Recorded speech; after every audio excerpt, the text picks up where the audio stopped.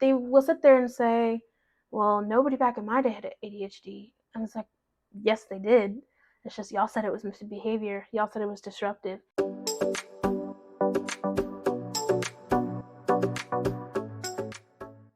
Hi guys, welcome back to my channel. If you're new here, welcome.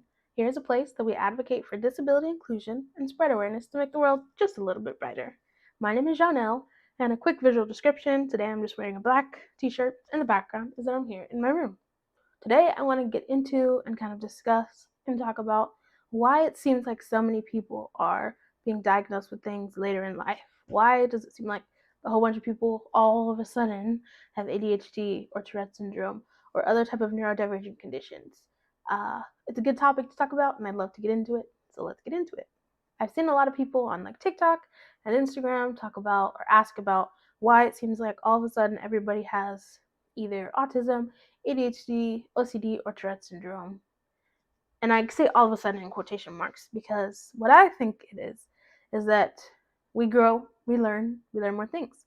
The diagnostic manual that is used to diagnose these conditions gets updated. It's not the exact same thing. There's different versions, and then there's different versions revised because we grow and we learn more things. And we learn that there are things in there that are biased. So for example, I don't remember which version, but there were things in there when you look at the criteria for autism that stated, for example, like one of the things was like lining up objects, and it gave an example which the parent would be able to reflect on and identify if their child had done that behavior or not. And one of the examples was, i.e., lines up toy cars. Well, if your child doesn't play with toy cars, you're going to be like, I don't know. Will they line up anything else? I don't know. But if you sit there and look at the way that they will specifically organize their Post-it notes in their room, you can say, oh, yeah, that would fit the description. But because it's biased, or I would hope it's not the same thing in there now, but because it was biased, people got, missed out on. Same thing with ADHD. The hyperactivity part presents different in boys versus girls. You see in boys more physically fidgety moving, and girls sometimes, yeah, clearly, because it's not like no girls were diagnosed with ADHD back in the day, but oftentimes it can also be the hyperactivity that's going on in here. It's like your brain's constantly moving miles per minute, so many thoughts, boom, boom, boom, boom, boom, and that's not something you see outwardly, like physically fidgeting. But it doesn't mean that all of a sudden people are getting ADHD or all of a sudden people are getting autism. It's just that people are more aware, are more educated, and have realized things from lived experiences. I think another reason we see kind of an uptick in people talking about their diagnoses is because people are more, I feel like the world is in a place where people talk about it more, right? So for example, when I was trying to look up stuff for Tourette syndrome when I had it, just to understand it better, get more, information about it, there wasn't a ton of videos like this on it. There wasn't a ton of stuff. There were few. There were, but it's very far few between and very hard to find on the interwebs. Most of it was more like scholarly journals. The closest thing I found to it was it was this website called Wall of Ticks, and it was basically a website where the website was like a wall, like a brick wall, and people would be able to type in like ticks they had, and it would like pop up on the wall, and you could like scroll down the wall and identify some of the similar ticks you had. And that was pretty much my the only way that I could kind of connect with somebody.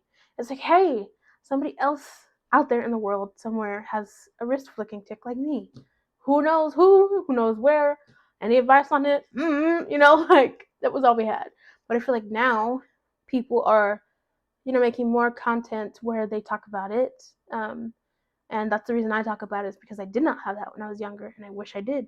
And so in talking about it now, I hope that somebody else is able to benefit from it, for them or for their kids or for their siblings or whoever. And I feel like the same thing goes with other neurodivergent conditions. There's less of a stigma. They're still there for sure, but I feel like because people have been talking about it, because people have been educated, and are educating and saying, hey, check out a day in my life, or check out how I do this. Look at how I rearranged this to make it neurodivergent friendly. People that are neurotypical are like, oh, that's cool, or oh, wow, oh, I never thought of that. And people are becoming more aware, and that kind of helps people out. Also, there's a lot of people, because of like what I had stated about the diagnostic manual, that kind of got missed, pushed under the rug. People would say stuff like, oh, they're doing these things for attention, or, um, you know, some other bad excuse that's not true. And then because people are making videos, somebody who thinks they're neurotypical goes on and sees a couple videos and is able to really identify with something, and they say, I always did that. And it's enough of those little moments for them to say, was it this all along? And so they pursue a diagnosis, and then it makes a lot more sense to them. They're able to get the support they need, the help they need, whether it's through medication, whether it's through reorganizing their house to be neurodivergent friendly, accommodations that could really help them at work or at school. And I think that that's a wonderful thing. But yeah, once again, I don't think these are things that are just all of a sudden now more people have it. I hear a lot of, I say here, but I guess read comments. And here I've heard people say this too. A lot of people that are older say, well, it wasn't like this back in my day. It seems like nowadays everybody has fill in the blank. Everybody's just soft, just something that's derogatory, that's incorrect. And they will sit there and say, well, nobody back in my day had ADHD. And it's like, yes, they did. It's just y'all said it was misbehavior. Y'all said it was disruptive. You took them out the classroom. They got spanked for it. They were told they were misbehaving. They told they were, a bad kid, and they learned to mask really, really, really well, which is really, really damaging for your mental health. So you think that nobody in your generation had ADHD, but very certain there definitely was people. It's just y'all didn't call it that. Y'all called it something else. I think that's a really, I don't know, really damaging thing to think, because it discredits people's experiences. I think it's just not really the case.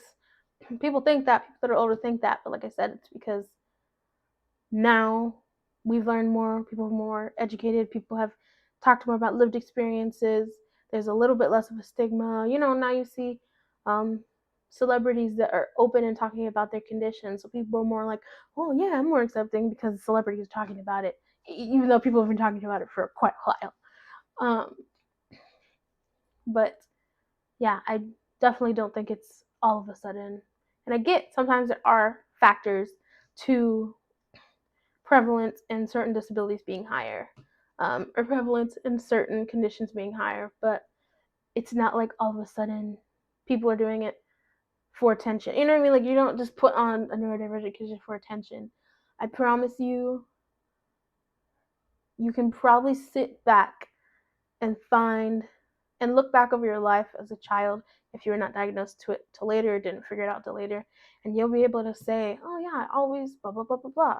And I just did a video about that with Tourette syndrome, the early traits and things of Tourette syndrome that people around me seem to miss. That's a video that I just filmed. You can watch that. I'll link that here for you to watch, as well as a video about my Tourette syndrome journey and how I didn't get diagnosed until way later, until I was like 26, even though I had tics from 15 and even possibly as early as 8 years old. This was a short one today. I would love to hear your comments. So if you have any thoughts or opinions on this, feel free to put them in the comments. If you've experienced something like this with people telling you that, feel free to put them in the comments as well. I love to see what you got out of it. I love to see what your favorite parts were. And thank you so much for watching. Feel free to like and subscribe, and definitely share to help make the world just a little bit brighter. Thanks, guys. Shine bright.